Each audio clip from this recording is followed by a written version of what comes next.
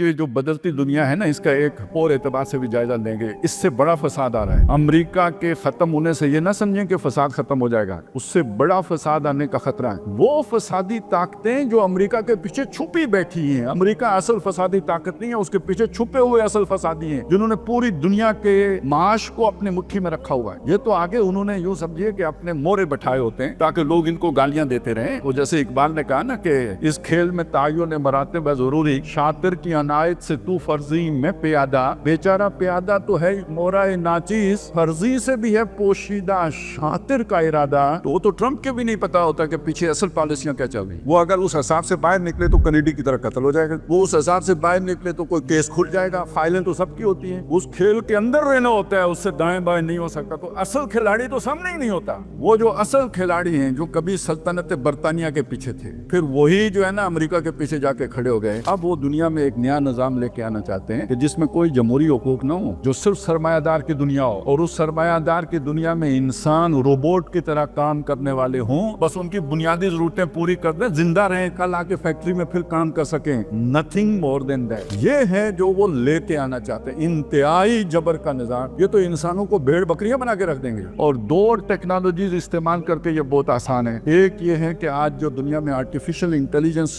ترقی کر گئی ہے، اور دوسرا جو ڈی این اے پہ کام ہوا ہے، ڈی این اے انجینئرنگ کا کام شروع ہو گیا ہے۔ ہائیبرڈ انسان بنا دیں جس کے جینز کے اندر جا کے انجینئرنگ کر کے اس کو اپنی مرضی میں ڈال دیں، اور اس کے اندر پھر فیڈ وہ کر دیں آرٹیفیشل انٹیلیجنس والا، وہ پورا سسٹم لگا لیں جیسے جانوروں کو سدا لیتے ہیں۔ یہ سدایا ہوا انسان ہوگا، طاقتور ہوگا، پاورفل ہوگا، افیشینٹ ہوگا، کارگر ہوگا، لیکن اس کے اندر بغاوت کا جراثیم نہیں ہوگا۔ نو کہنے کا اس کے اندر مادہ ختم کر دیا جائے گا۔ مجھے بتائیں اگر یہ نظام دنیا میں آ جاتا ہے تو جو اللہ کا منصوبہ ہے وہ کدھر جائے گا؟ اما شاکرم و اما کفورا۔ اللہ نے ہمارے اندر یہ ساری آزادی کیوں رکھی ہے؟ اپنی مرضی سے چاہو تو میرے شکر گزار بنو، چاہو نافرمانی کرو۔ تو یہ تو اب دنیا جن کے ہاتھوں میں جا رہی ہے وہ تو انسان کو نافرمانی جوگا چھوڑیں گے نہیں، لیکن اللہ کی نافرمانی کی بات نہیں ہو رہی، وہ اپنی نافرمانی جوگا نہیں چھوڑیں گے۔ وہ کہیں گے صرف اطاعت کرو، obey and obey and obey, اور work and work and work. تو اب آپ سوچیں، امریکہ تو گیا، امریکہ زوال کی طرح لڑکنا شروع، اسرائیل گیا، یہ سیٹ اپ ختم، لیکن جو سیٹ اپ آ رہا ہے وہ اس سے بھی برا ہے، یہ بتا رہا ہوں۔ لیکن یہ سمجھنے کی بات ہے کہ قرآن یہ کہتا ہے کہ ظلم اس حد تک برداشت نہیں کرتا اللہ تعالیٰ، اس حد تک فساد اللہ برداشت نہیں کرتا ہے۔